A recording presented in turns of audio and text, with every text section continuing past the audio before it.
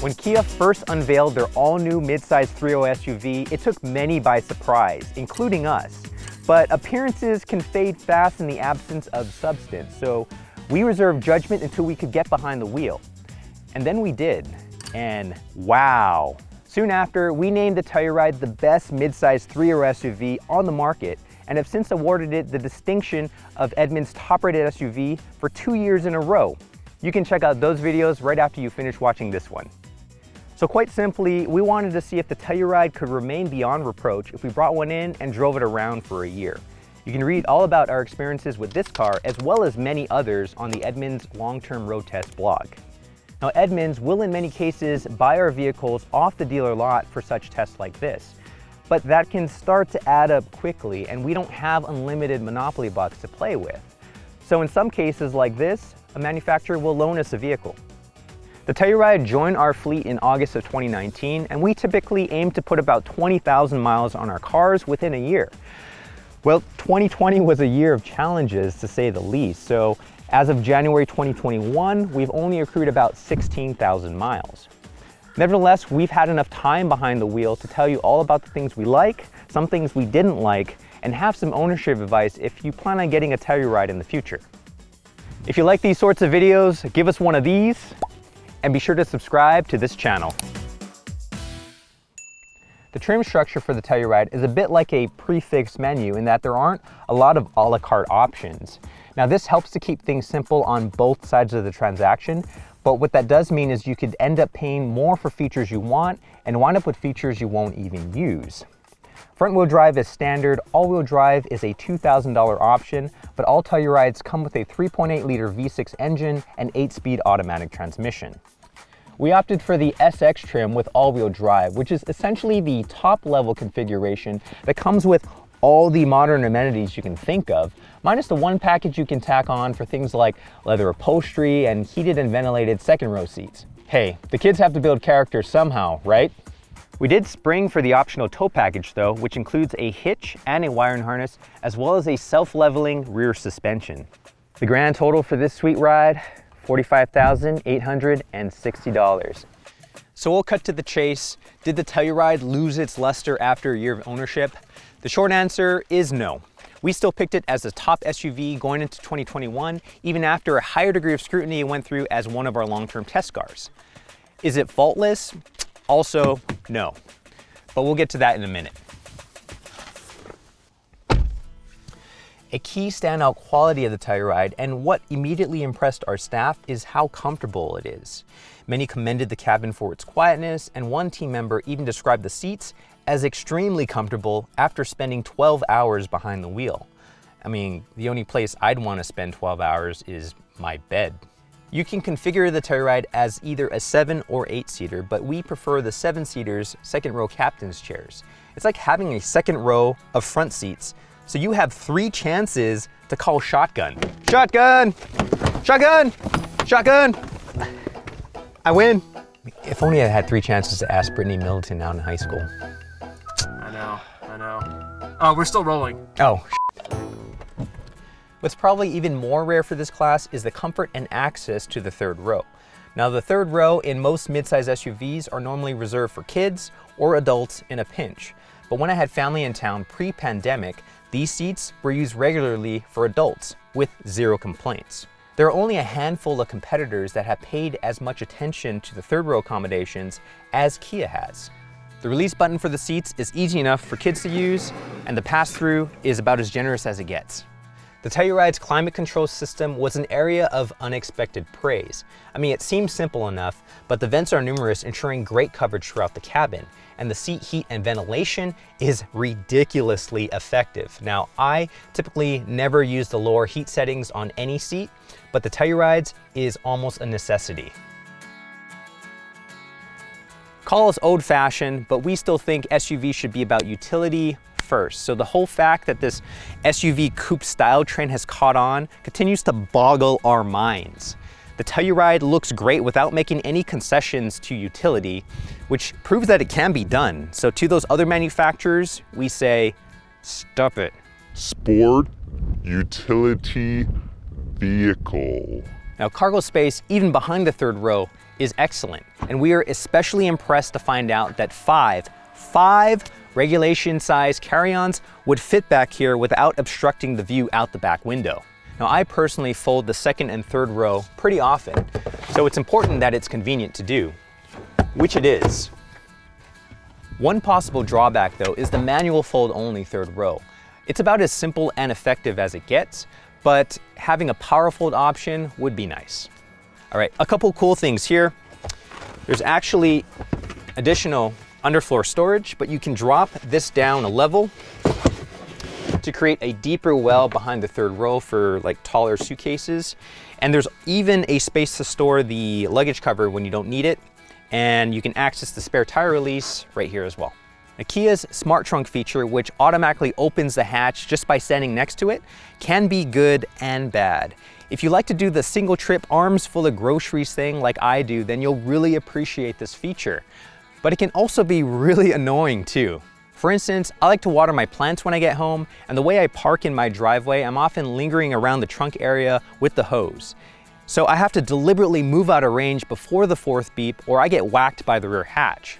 Happens when I take the trash cans out too, which is often enough that I've considered turning off the feature entirely. Another area where the Telluride isn't quite as good as the leaders is storage for small items. I mean, you have all the typical storage areas like this armrest bin, which is a pretty good size. You have a wireless charger area, which you can also store a few other items in. And you have cup holders with anti-tip so that your drinks don't go flopping around.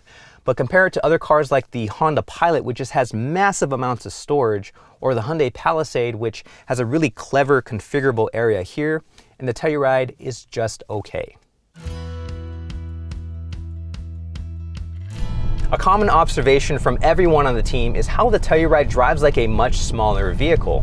One team member called it wagon-like, which is actually a compliment if that wasn't obvious. I think it comes from a combination of great handling, easy, predictable steering, and sufficient peak power from this V6 engine. But where this Kia comes up a little short is in low end torque, or that immediacy of thrust you feel right off the line. A few of us noted, myself included, that the engine feels a little gutless below 3,000 RPM, and this gets exacerbated if you're driving with a full load of passengers or at elevation. Now, while I don't think this is going to be a deal breaker for a lot of people, it is worth noting. Also worth noting is that all Tellurides come standard with a suite of advanced driving aids, and they're some of the best in the segment, particularly the Smart Cruise Control and Lane Following Assist. Now, some features are only available on the top SX trim, like the surround view cameras, but we love the cameras and would highly recommend them if they're within your budget. Now we'll take a little break from me yapping about this car and hear from other members of the team. I've had the chance to spend quite a bit of time in our long-term Telluride. I've done some long road trips, and I've also had it just for running errands around town. And two things always stand out to me about it. One is it's really a handsome vehicle, and that is not to be underrated, because you're gonna have to look at it when you walk up to it in the parking lot. It's nice to be proud of it, like, oh, hey there, pretty thing. And the other is, it's just very nice to drive. It's well balanced, the throttle application is very smooth, and it just makes being in it so much more enjoyable. So our Telluride has a feature that if you have the key on you and you stand near the rear hatch, it opens automatically. It's really convenient. That is, unless you have a bicycle rack attached at the same time. I was unloading the bikes, I heard two beeps, and before I could figure out where they came from, crunch! Right into my daughter's new bike. I like the Telluride so much that my wife and I actually bought one. I'm sitting in the driver's seat of it right now. It's been a wonderful addition to the family due to its utility, size, and comfort, and also how premium it looks and feels. This is a sharp-looking SUV that sort of matches the style that we like to show off. And most importantly, our 60-pound Jindo mix, Sadie, has really enjoyed the cargo area of this SUV. There are a few people who really need a vehicle as big as the Telluride, but believe me, it really is useful. I have a 20-month-old daughter, and the ability to fit a full-size rear-facing child seat behind the front passenger without compromising their legroom really is a big bonus. Plus there's lots of space behind for all the detritus associated with a baby. I took it on 2 family vacations, one to Big Bear Lake here in California, another to the Mammoth Ski Resort. And both times it was slick, luxurious and supremely comfortable. In our fleet we have both the BMW X5 and the Telluride, and the fact that it was often a toss-up of which to take shows you just how much we value the Kia. As of this recording, there were 2 recalls on the 2020 Telluride and 1 technical service bulletin. 2 out of 3 affected our car. The first one, which came in 2019, involved the passenger seatbelt assemblies, which could be problematic if using them to secure a child safety seat. Our car was not involved in that one, but it was in the second one, which came in 2020, involving the trailer brake lights. Now, if we had a trailer hooked up and we're using the Telluride's Smart Cruise Control, the recall said that if the Smart Cruise Control applied the brakes, that the lights wouldn't come on. The fix is simple and it's free. Kia will install an additional wiring harness and estimates the repair time to take anywhere from 1 to 2 hours. But be sure to call your local dealer ahead of time because they'll likely have to special order the part just as they did for us. The technical service bulletin involved the rear window shade hooks. Now, in some cases, the hooks that hold the rear window shade in place could loosen or sometimes become completely detached. Ours were inspected during the routine service and were deemed to be fine. We have seen some complaints surface online regarding a possible transmission issue, but so far there has been no official recall, nor have we experienced any issues with our car. On the topic of routine service, the Telluride's recommended maintenance interval is 7,500 miles, and that generally entails an engine and oil filter change, a new cabin air filter, and tire rotation, along with various other inspections. They also include a fuel additive, which is supposed to help clean up any engine deposit buildup if you're not regularly filling up with top-tier gas, which already includes those additives. Now, by top-tier gas, we don't mean octane. The Telluride is designed to run on regular 87. What we do mean is that you're filling up at any well-known station and not Bob's Discount Fuel and Funnel Cakes. So if you're already doing that, then you can probably skip the additive. All in, including tax and labor, our maintenance cost totaled $237. You've probably gotten some advice before that you shouldn't buy any new car model in its first year of production. Now, while I personally think that there is some truth to that, it's not always a cause for concern. Our Telluride has had no issues so far, like 0, which is kind of amazing. We realize that it's still relatively early in our ownership, but remembering that we have a 5-year, 60,000 mile bumper to bumper and 10-year, 100,000 mile powertrain warranty gives us pretty good peace of mind. When it comes to powertrains in this segment, it's pretty common for manufacturers to offer one option. For the Telluride, that's the 3.8 liter V6, which is rated to return 21 miles per gallon when combined with all-wheel drive, or 23 miles per gallon if you opt for a front drive model. Over the last year, we averaged 19.4 miles per gallon, which is a tad lower than expected, but possibly due to a lot of those miles being made up of short trips in and around the greater Los Angeles area. However, even with a few long-haul trips under its belt, the Telluride only had a total of 4 tanks that either met or exceeded its highway estimate of 24 miles per gallon. So what's our Telluride worth now? The only way to know for sure is by selling it, but by using the Edmunds appraisal tool, we can get a pretty solid estimate for our specific trim with options, mileage, condition, and location all factored in. So after tallying it up for our region and calculating based on a slightly higher than average mileage, our values came out to $37,000 for a private party sale and $35,700 if we were to trade it in.